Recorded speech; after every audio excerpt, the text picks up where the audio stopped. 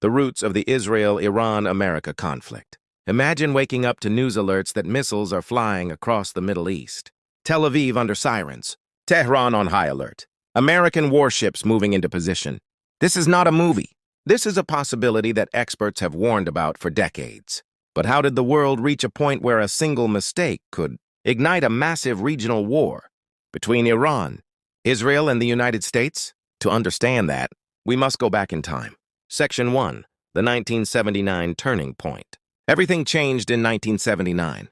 Before that year, Iran was ruled by the Shah and had relatively stable relations with the West, including the United States and even indirect ties with Israel. But in 1979, the Iranian Revolution transformed the country into an Islamic republic. The new leadership adopted a strong anti-Israel and anti-American stance. From that moment, the United States became the Great Satan in Iranian political language. Israel was declared an illegitimate state by Iranian leadership. This ideological shift was not temporary. It became permanent policy. Section 2, why Israel sees Iran as a threat. Israel views Iran as its most serious long-term threat for three main reasons. 1. Nuclear program. Iran insists its nuclear program is for peaceful energy purposes. However, Israel believes Iran aims to eventually develop nuclear weapons. Israel has repeatedly said it will never allow Iran to obtain nuclear weapons capability. This is not just political rhetoric. Israel has previously bombed nuclear facilities in Iraq, 1981, and Syria, 2007, to prevent similar developments. So when Iran increases uranium enrichment levels, Israel sees a red line. 2. Proxy militias. Iran does not directly attack Israel most of the time. Instead, it supports groups like Hezbollah in Lebanon, various armed factions in Syria, militias in Iraq. These groups are positioned around Israel's borders. From Israel's perspective, this is strategic encirclement. 3. Missile development. Iran has developed one of the largest missile arsenals in the Middle East. Some missiles can reach Israeli territory. Even without nuclear warheads, these missiles are a serious deterrent and threat. Section 3. The role of the United States. The United States is Israel's closest ally. America provides military aid, advanced weapons systems, diplomatic protection in international forums. At the same time, the U.S. has had tense relations with Iran for decades. Major flashpoints include economic sanctions, the U.S. withdrawal from the Iran nuclear deal, JCPOA, in 2018, targeted killings of Iranian military leaders.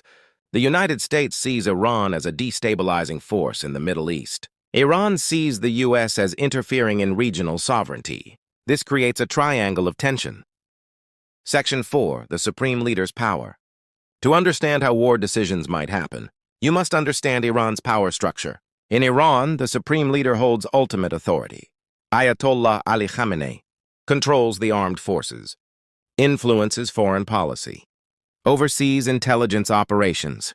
No major war decision could happen without his approval. This makes him a central figure in any potential escalation. Section 5, Shadow War. The hidden conflict. Even without official war declarations, Israel and Iran have been engaged in what analysts call a shadow war. This includes cyber attacks, assassinations of scientists, airstrikes on weapons shipments in Syria, drone operations. These actions are often denied publicly but widely reported. The key point is this: conflict already exists. It's just controlled and limited. The danger lies in miscalculation. Section 6, how a war could start. There are several realistic triggers. Scenario 1, nuclear breakout. If Iran enriches uranium to weapons-grade level and moves toward weaponization, Israel may launch preemptive strikes. Iran would retaliate. The U.S. could be pulled in. Scenario 2, major proxy attack. If Hezbollah launched a massive missile barrage causing heavy Israeli casualties, Israel might strike Iran directly instead of just the proxy group. Iran would consider that an act of war.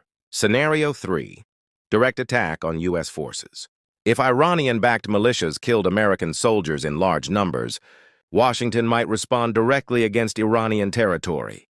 Section 7, military capabilities comparison. Israel. Advanced Air Force. Iron Dome missile defense. Cyber warfare superiority. Undeclared nuclear capability. Iran. Massive missile stockpile. Drone technology.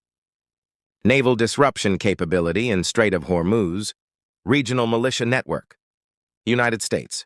Global military reach. Aircraft carriers. Stealth bombers. Precision strike capability. In a direct war, the U.S. and Israel would likely dominate airspace, but Iran could cause massive regional instability. Section 8.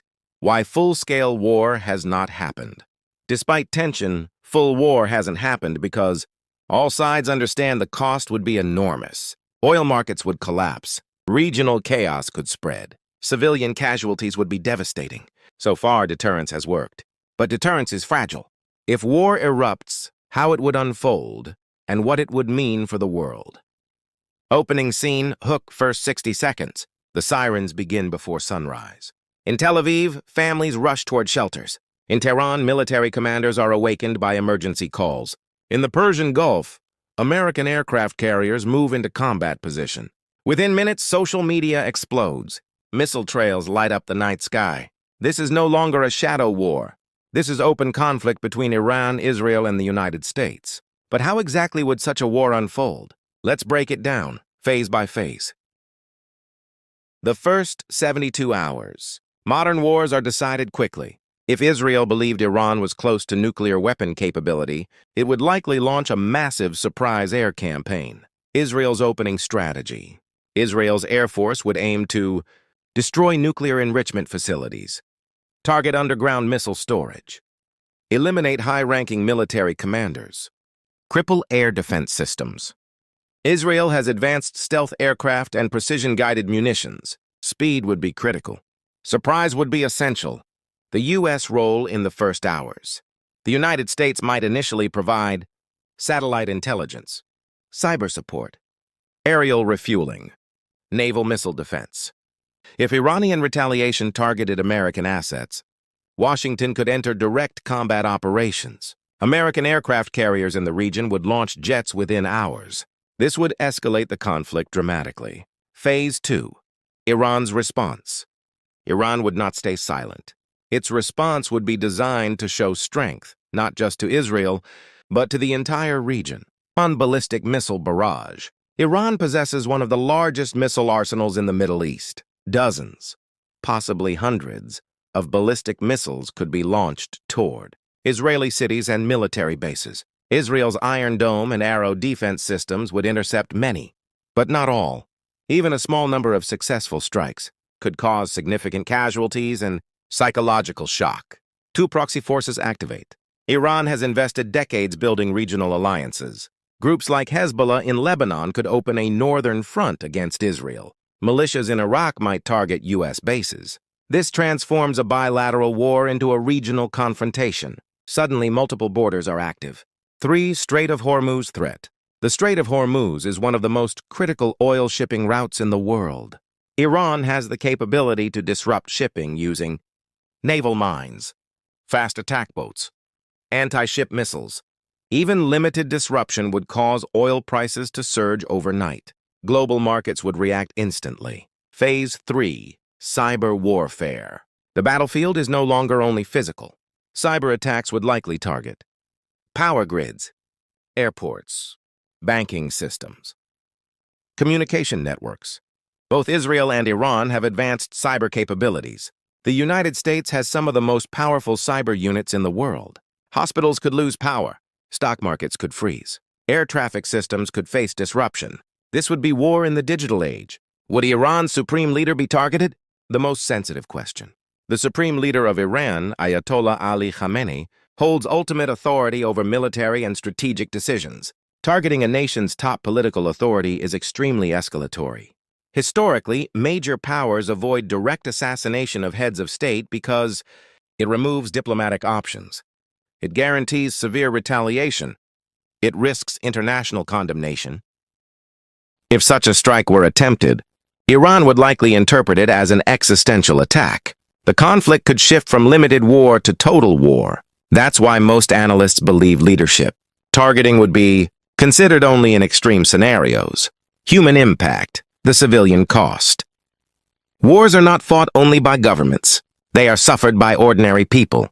In Israel, cities would experience repeated sirens. Schools could close. Businesses would shut down. In Iran, airstrikes could damage infrastructure. Internet access could be restricted. Fuel and food shortages might emerge.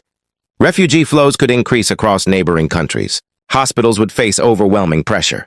The humanitarian consequences would extend beyond national borders. Global reaction. The world would not remain neutral. Russia and China, they might diplomatically support Iran or call for restraint, depending on strategic interests. European nations would likely push urgently for ceasefire negotiations. United Nations, emergency sessions would be held immediately. Resolutions might be proposed, but veto powers could block action. The conflict could deepen global geopolitical divisions. Economic shockwaves.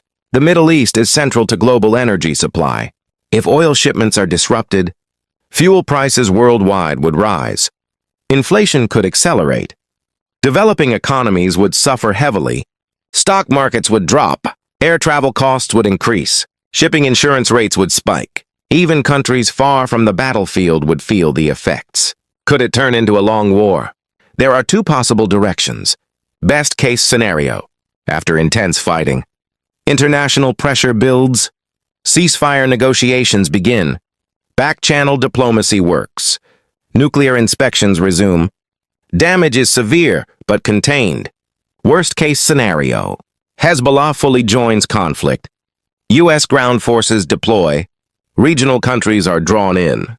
War lasts months or years. This would destabilize the Middle East for a generation. Nuclear question. Israel is widely believed to possess nuclear weapons. Iran states it does not seek them. The use of nuclear weapons remains highly unlikely because it would trigger massive global consequences. International response would be overwhelming. Long-term fallout would affect the entire region.